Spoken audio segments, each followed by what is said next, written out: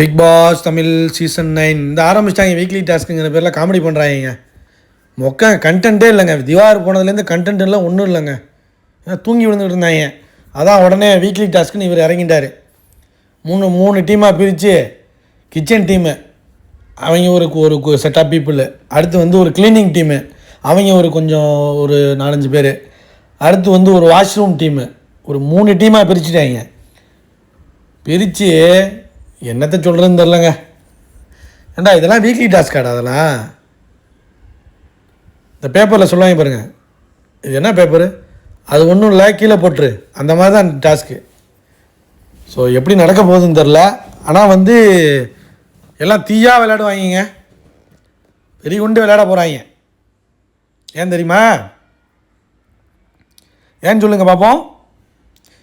ஏன்னா இந்த 3 டீமில் எவன் ஜெயிக்கிறானோ அந்த டீமில் இருக்க எல்லாருமே கேப்டன்சி டாஸ்கில் விளையாட போகிறாங்க. எப்படி? யார் வேணாலும் கேப்டன் ஆகலாம்.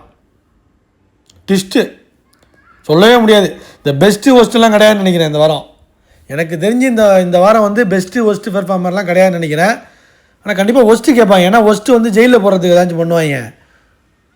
ஆனால் ஒரு 5 பேர்னு வச்சிங்களேன், 4 பேரோ 5 பேரோ அவன் எல்லாருமே வீக்லி டாஸ்க்கு முடிஞ்சு கேப்டன்சி டாஸ்க் விளையாடுவாங்க.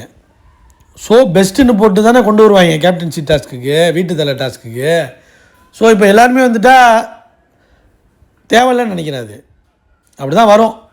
ஆனால் அந்த ஒஸ்ட்டு பெர்ஃபார்மர் இருக்குமா என்னங்கிறத வெயிட் பண்ணி தான் பார்க்கணும். ஸோ அவர் சொன்னார், பிக் பாஸ் இன்ட்ரெஸ்டிங்கான டாஸ்க் இருக்குது அப்படின்னு சொன்னார். ஸோ இது இன்ட்ரெஸ்ட் இல்லையாங்கிறத போக போக தெரியும். எபிசோட் வந்தால் தான் தெரியும். கெடுத்துடாதீங்கடா, போன வாரம் மாதிரி கெடுத்துடாதீங்கடா தயவு செஞ்சு.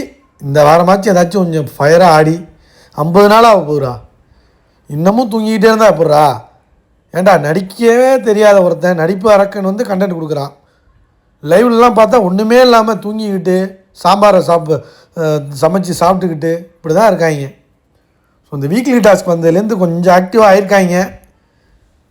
கடவுளே, அது எஃப்ஜே வேறு கேப்டனு, அவனே தூங்குவான். இப்போ இவங்களெல்லாம் தாலாட்டு பாடி தூங்க வைப்பான். மைக்கும் போட மாட்டான், தூங்கிக்கிட்டு இருப்பான். இவங்க என்ன கூத்தடிக்க போகிறாங்கன்னு தெரியல. வெயிட் பண்ணி பார்ப்போம் என்ன பண்ணி தொலைகிறது. ஆனால் 5 பேர், ஒரு டீமில் 5 பேர் இருக்காங்க. ஸோ வெயிட் பண்ணி பார்ப்போம். 5 பேருமே வீட்டு தலை டாஸ்க் ஆட போகிறாங்க பாருங்க. அதுதான் வெயிட் பண்ணி பார்ப்போம். லைக் பண்ணுங்கள், ஷேர் பண்ணுங்கள், கண்டிப்பாக கமெண்ட் பண்ணுங்கள்.